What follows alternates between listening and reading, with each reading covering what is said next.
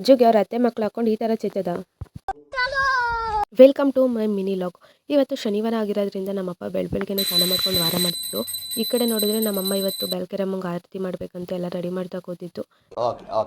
ಪೂಜೆಗೆಲ್ಲ ready ಮಾಡ್ಕೊಂಡು ನಮ್ಮಮ್ಮವರು ಆಟೋದಲ್ಲಿ ಹೋಗ್ತೀವಿ ಅಂತ ಹೋದ್ರು. ನಾವು ಆಟೋಗೆ ಯಾಕೆ ದುಡ್ಡು ಕೊಡೋದು, ಬೈಕಲ್ಲೇ ಹೋಗೋಣ ಅಂತ ನಾನು ನನ್ನ ತಂಗಿ ಹೋಗ್ತಿದ್ದೀವಿ. ದೇವಸ್ಥಾನದ ಹತ್ರ ಬಂದೇ ಬಿಟ್ವಿ ನೋಡಿ. ಇದೆಲ್ಲಪ್ಪ ಇರೋದಂತ ಬೆಳಕೆರಮ್ಮನ ದೇವಸ್ಥಾನ ಅಂತಾನು ಅಂತಾರೆ, ಕೆಂಪಮ್ಮ ದೇವಿ ದೇವಸ್ಥಾನ ಅಂತಾನು ಅಂತಾರೆ. ನೀವ್ಯಾರು ಈ ದೇವಸ್ಥಾನಕ್ಕೆ ಬಂದಿದ್ದೀರಾ ಅಂತ ಕಮೆಂಟ್ ಮಾಡಿ. ನಿಮ್ಮನೇಲಿ ಆರತಿ ಮಾಡಿದ್ರ ಅಂತಾನು ಹೇಳಿ. ಹಂಗೆ ಇಲ್ಲಿ ಆರತಿಗೆಲ್ಲ ರೆಡಿ ಮಾಡ್ಕೊತಿದ್ರು. ನಾವೊಂದು ಸ್ವಲ್ಪ ಹೆಲ್ಪ್ ಮಾಡ್ಕೊಡೋಣ ಅಂತ ಮಾಡ್ಕೊಡ್ತಿದ್ವಿ. ನನ್ನ ಮಗಳು ಸುಮ್ಮನೆ ಕೂತ್ಕೊಂಡು ಆಟ ಆಡ್ತಿದ್ಲು. ಆರತಿ ಎಲ್ಲ ರೆಡಿ ಮಾಡಿದ್ದಾದ್ಮೇಲೆ ದೇವ್ರ ಹತ್ರ ತಂದಿಟ್ವಿ. ದೇವ್ರ ಪೂಜೆ ಆದ್ಮೇಲೆ ಆರತಿ ಮಾಡಬೇಕು. ಅದಕ್ಕೆ ದೇವ್ರ ಪೂಜೆ ಆಗ್ತಾ ಇತ್ತು. ಇವಾಗ ನನ್ನ ವಿಡಿಯೋ ನೋಡ್ತಿರೋರೆಲ್ಲ ಮನೇಲೆ ಕೂತ್ಕೊಂಡು ದೇವ್ರ ಹತ್ರ ಬೇಡ್ಕೊಳ್ಳಿ.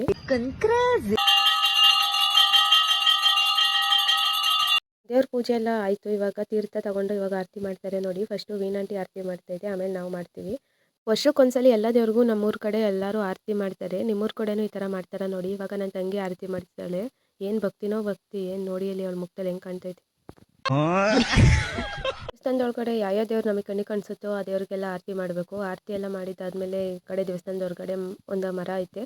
ಆ ಮರದ ಹತ್ರ ಬಂದು ಆರತಿದು ಬೇವಿನ ಸೊಪ್ಪು ಒಂಬಾಳೆ ಎಲ್ಲ ತೆಗ್ದಾಕ್ಬೇಕು. ಇದೆಲ್ಲ ಯಾಕೆ ಮಾಡ್ತಾರೆ ಅಂತ ಕೇಳ್ಬಿಡಿ. ನಮ್ಮ ಅಜ್ಜಿದಿರು ಮಾಡ್ತಿದ್ರು, ಈಗ ನಮ್ಮ ಅಮ್ಮವ್ರು ಮಾಡ್ತಾರೆ, ಈಗ ನಾವು ಮಾಡ್ತಾ ಇದೀವಿ ಅಷ್ಟೇ.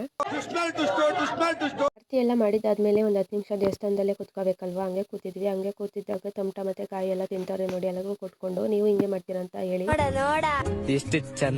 ಎಲ್ಲ ಆಟೋದಲ್ಲಿ ಮನೆ ಕಡೆ ಕೊಟ್ಟರು. ನಾನು ನನ್ನ ತಂಗಿ ಬೈಕಲ್ಲಿ ಹೋಗ್ತಿದೀವಿ ನೋಡಿ. ಹಿಂಗೆ ಚಿನ್ನಹಳ್ಳಿ ಸರ್ಕಲ್ ಹಾಸ್ ಹೋಗೋಣ ಅಂತ ಸರ್ಕಲ್ ಹಾಸ್ ಹೋಗ್ತಿದೀವಿ. ಹಂಗೆ ಆಟೋದಲ್ಲಿ ಸಿಕ್ಕಿದ್ರು ಇವರು. ಇವ್ರಿಗೊಂದು ಬಾಯಿ ಹೇಳಿ ಈ ಕಡೆ ಬಂದ್ವಿ.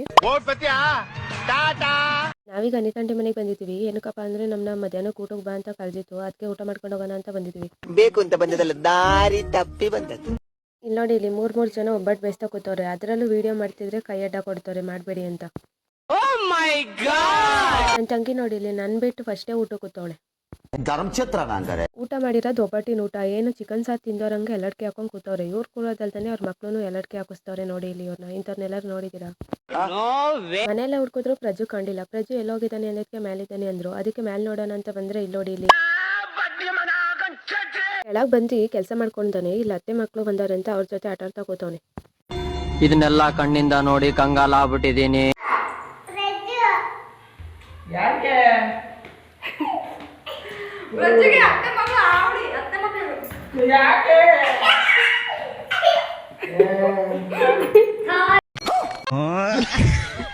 ಮತ್ತೆ ಭೇಟಿಯಾಗೋಣ. ನಮಸ್ಕಾರ.